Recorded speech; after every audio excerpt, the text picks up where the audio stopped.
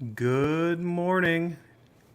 It is Tuesday, and we are back at it again. This is the inBLOOM podcast with Josh Bickford. I am your host, Josh Bickford. This podcast is a daily conversation over coffee about thriving in life and in real estate, and that is what we're going to do today. But first, let's start with the most elite beverage you can have and enjoy on the planet. Nice hot cup of coffee.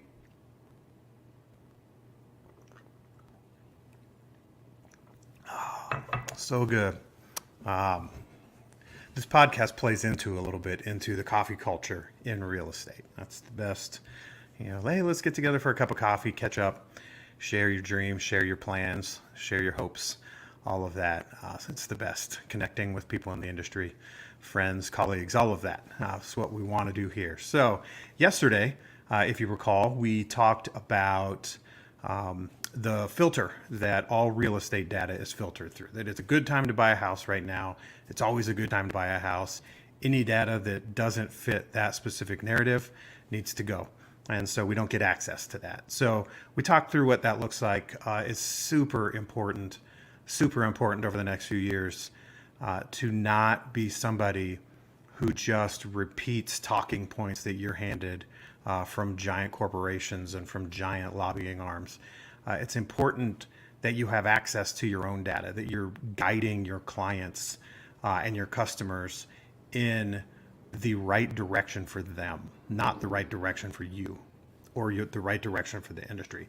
Super important to be somebody who puts the needs of your clients, the needs of your customers, the needs of the people that you serve on top of everything. Because as markets shift, as markets change, what ends up happening is the people who really put an effort into that and make sure that they are providing the right data, that make sure that they are providing the right guidance, that make sure that they are studying up and they know where things are going, those people level up. Those people become an authority. Those people become a name brand within their community. Those are the people that are trusted.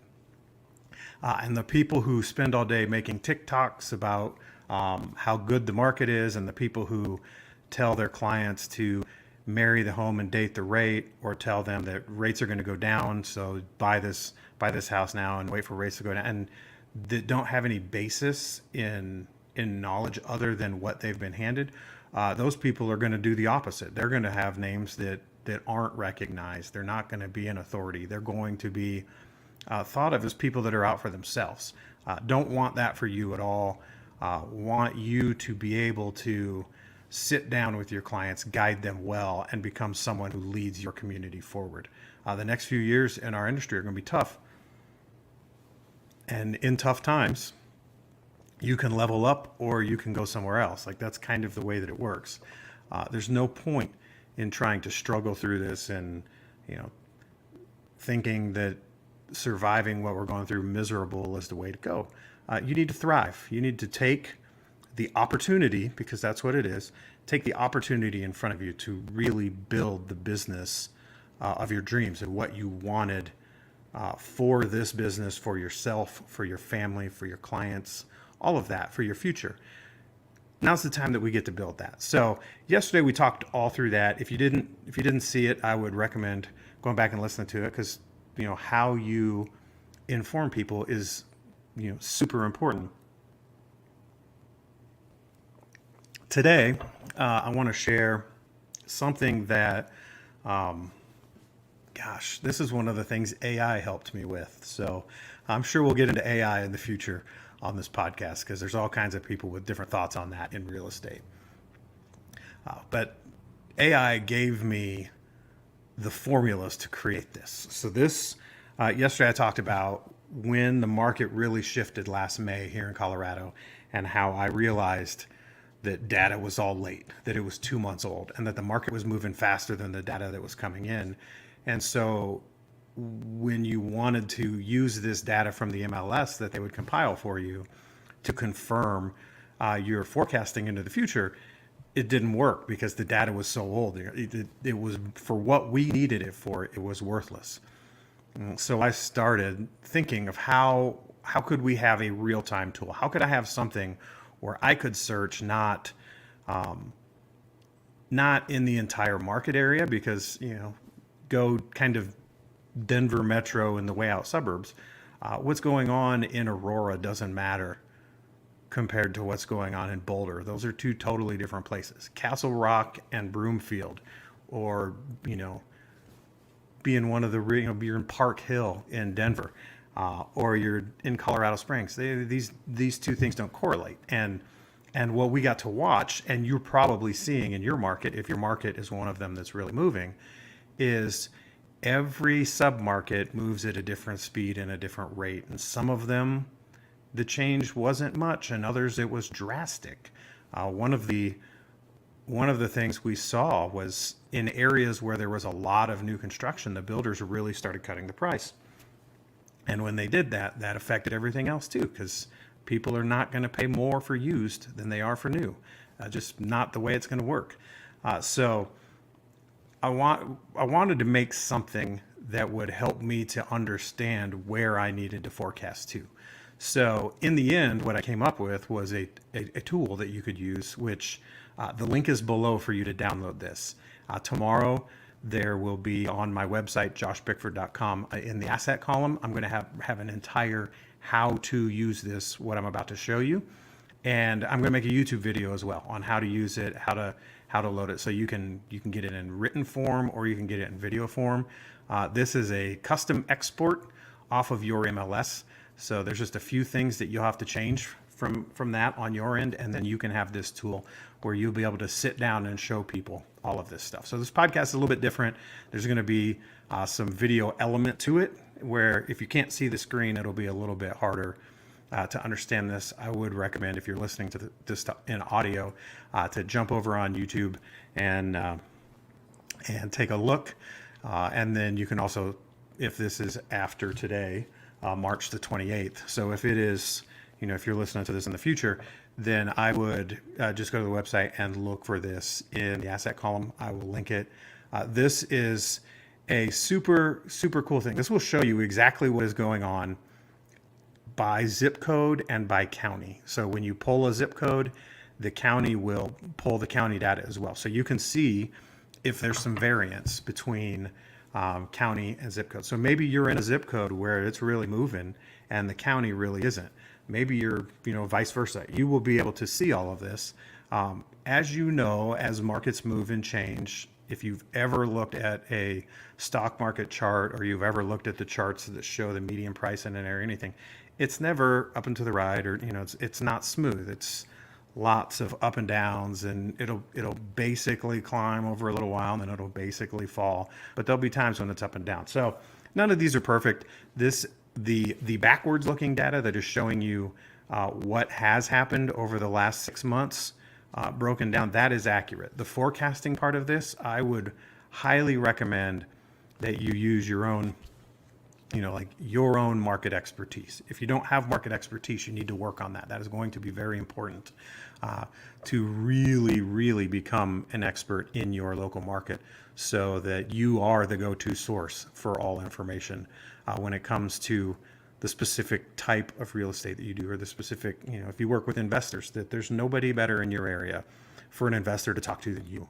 If you work with families who are relocating into the area, everything someone who's relocating into the area needs to know, you've got it, and you can smooth every edge for them. You can make a seamless transaction. That's where you want your business to be. So the thought with this is not that the forecasting forward would be perfect, but that you could give your customers, when you sit down in a listing presentation, for instance, you can give them an idea of what they're going to be looking at if they wait. If you wait 3 months to put your house on the market in a declining market, that will mean that you're going to get less. And this allows you to put it on paper. It'll show you what concessions look like and all of that. So let me show this to you real quick. I've got to change my screen here a little bit. All right, so now you should see a Google Sheet here, and the two green boxes are the only boxes that that matter. Those are the ones that you would put data in. You can see in the top left, I put a spot where you can put your logo in here. So here, what we did is we have zip code 80016. So when you download this, you will see I've got some test zip codes here, because if you're not in Colorado, you're not going to know where to look. And those are, so you can kind of see the inner workings of this. So 80016, I pulled all of this data on March 1st. So I'm going to update this again tomorrow, or not tomorrow, on April 1st. And you can see here that we are, the list price would be if you were going to list a house. So I just put 525 on this one. Not like if you were looking at somebody's house and it was 317 or something, that would work. The thing that I think would be worth noting here, and how I would use the average price and median price for your closings and for your actives and stuff, is where is the house you are looking to list or that they're looking to buy? Where is it priced in relation to those? When affordability matters, which it does right now in a rising rate environment, if you are under that median price point, that house is going to move faster, period. Unless, I mean, I shouldn't say period, if it's destroyed, assuming that it's in good shape and someone can buy it and move into it, that's what you want. Like that's the kind of deal that's really going to move. If the median price is 300 and the average active is 375 and you've got an $800,000 listing, that's outlier city, and that's going to be a tough one to sell. So you can see here 80016, 525. When I pulled this, there is an 18-month supply of homes on the market. The median 3-month trend was 8.63, it's up 8.63%, and the median 6-month trend is up 3.88%. That's in this zip code. And you can see this zip code is pretty expensive. Over the end of the year last year and into the beginning of this year, as rates fell, the market in the Denver area really picked up as people sought to get in on rates as they dropped back down. This is going to adjust now that rates have gone back up, of course. 18-month supply is a lot. I mean, that's a ton. That's a scary thing. You can see here. So average price on the actives is over 891. The median price is 875. So that's pretty close. If there's a wide variety there, you know, like there's a gap there, it'd be something to make note of. The pendings, you can see, are cheaper. The median pending is, what is it, $80,000 less. That would tell you that the actives are either overpriced or not moving. Closed in the last 30. So interesting, pending is under what closed in the last 30. Closed in the last 60 was way down. That was, if you go backwards with interest rates, rates were higher then. So this shows you closed over the last 30 days, closed over the last 60, closed over the last 90, closed 120. So it's a 30-day window that you'll see below. Days on market, you can see here what the percent of current list was averaging. So were these selling at? So obviously active and pending are at 100. The original list, you can see 90 days, closed 90 days ago. So pulling this March 1st, that would have been in November, I believe.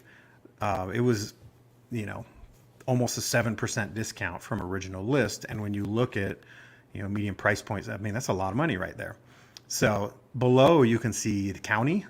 You can see the trend here. So the county over the median 3-month trend was down 1.67%, and median 6-month trend was down 3%. So the thing with Douglas County, if you're not from here, there's a lot of new construction down there. So frankly, there's a lot more inventory than that as well. But you can see average prices, median prices, same data here, same data. And then below, subject property, we had that 525 list. So forecasting forward, and this is not perfect because what I've done here is the farther out you are looking to go, the farther back we're looking, because you've got to kind of level out the volatility, so to speak. So if you were to list today, you would list it at 525. That's what we said. You would go that you'd have 1 day on market. If you listed and pended today, so it'd be 1 day on market if you went pending today, you would get a percent, 98.82% of current list concessions would land you about here, and your sales price is going to land. That math doesn't work there, but that's because the zip code is up. So zip code, if you recall, zip code here is up 8%. So when you get in these, if rates drop and stuff goes up, some of these are going to look a little goofy, which is why I said you definitely want to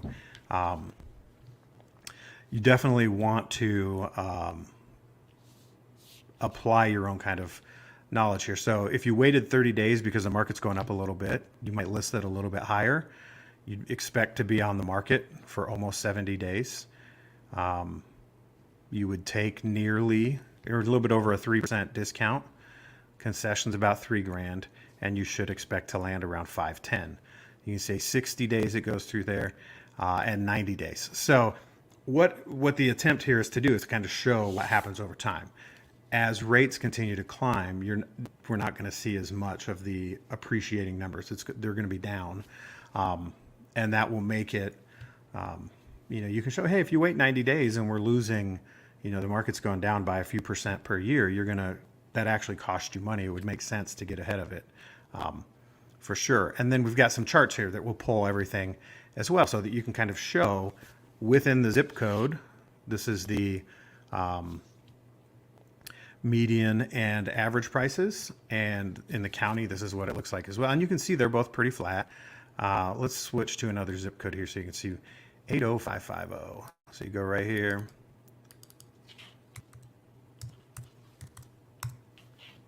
Boom. And all the numbers are going to update here.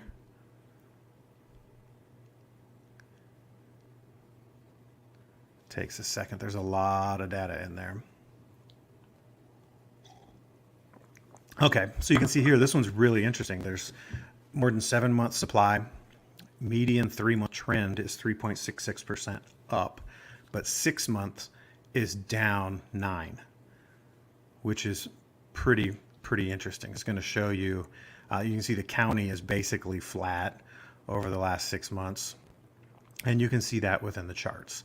So wanted to give you a quick kind of review of this. Boom. I am really nailing the stream here. So wanted to give you a quick overview of what this tool looks like, how I would use this in my own business. Obviously, for listing appointments, this is what your competition looks like in your zip code. This is what your competition looks like in your county. This is how long things are taking to sell. These are the concessions that they're giving up. All of that. I would also use that forecasting tool to show people acting now is going to save them money, or they're going to make more if they hurry. All of this kind of stuff is super important well, put it this way. If you are providing this kind of data to the people that you're working with, to your customers, and you're showing them this is what the market is doing right here, right now, your competition is telling them what's going on the other side of the country. They're telling them what the NAR is putting out there, that is, buy now. It's a great time to buy. People are going to start to see through all of that. They're gonna go to different financial websites. They're gonna look on Zillow. All the headlines they're gonna see are national. National real estate data does not matter in your local market. It just doesn't. What's going on in New York doesn't matter to what's going on in San Francisco. Doesn't matter what's going on in Dallas. Doesn't matter what's in Denver or Minneapolis or Chicago or Miami. What matters is what's going on in your market, and more specifically, what matters is what's going on in your sub-market where you operate. If you only operate in one county, that's what you need to know. It would make sense to know what's going on in the counties around you, so you can see how everything's, and kind of in your general market, but you only need high-level data there. When you are talking to somebody about a specific neighborhood and a specific zip code in a specific county, when you can dial your data in, you are one of one. There is no competition for that agent, for that company, for that business. You are giving people who are looking to buy and sell information that they cannot get anywhere else. And that is who you want to be. So again, it's Tuesday today. On Wednesday, I'm going to have another YouTube video up on my channel, which obviously if you're watching this on YouTube, I will link, like the link is below if you're watching it somewhere else. If you are listening to this in the future, just go to my website, joshbickford.com. We will have this linked there. Tomorrow we'll have the whole breakdown of how to create this. It's a custom export. I'll show you how to do it, how to label everything, how to put your data into this. Then you have a tool that you can use within your business and absolutely wow every client you come into contact with. And that is the entire purpose of this podcast. Thrive in business, thrive in life, thrive in real estate. That is what we want for you here. So this cup of coffee is just about empty, and our time together here is done. I hope that you will walk away from this today encouraged. I need more caffeine, baby. I hope that you walk away from this podcast feeling really good about your day and knowing that everything's going to be okay, that you are going to thrive, that you are going to do so well. I know you can. I know you will. And I look forward to the next time we get to spend together. I will see you soon.